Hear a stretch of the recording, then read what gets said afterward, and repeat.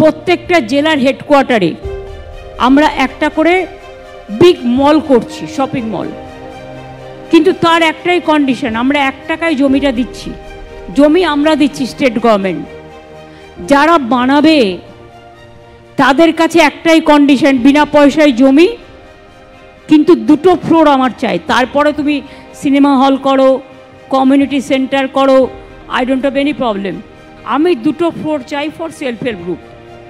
কারণ self help গ্রুপের মেয়েরা অনেক জিনিস তৈরি করে, আমাদের আর্টিজানরা খুব ভালো ভালো কাজ করে, কিন্তু তাদের মার্কেটিংটা তারা, হ্যাঁ অনেক মেলায় তারা পায়, পুজোয় পায়, ফেস্টিভ্যালে পায়, কিন্তু সারা বছরের জন্য মার্কেটিংটা ধরে রাখবার জন্য প্রত্যেকটা জেলায় যে যে জিনিসগুলো বিখ্যাত সেই জিনিসগুলো সেখানে থাকবে।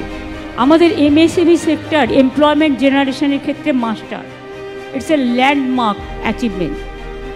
এতে আমরা কিন্তু দেশের নাম্বার 1, এবং আমাদের 90 লক্ষের বেশি, মোর দ্যান 90 lakhs ইউনিট আর দেয়, এবং more than 1,30 lakhs people are working দেয়।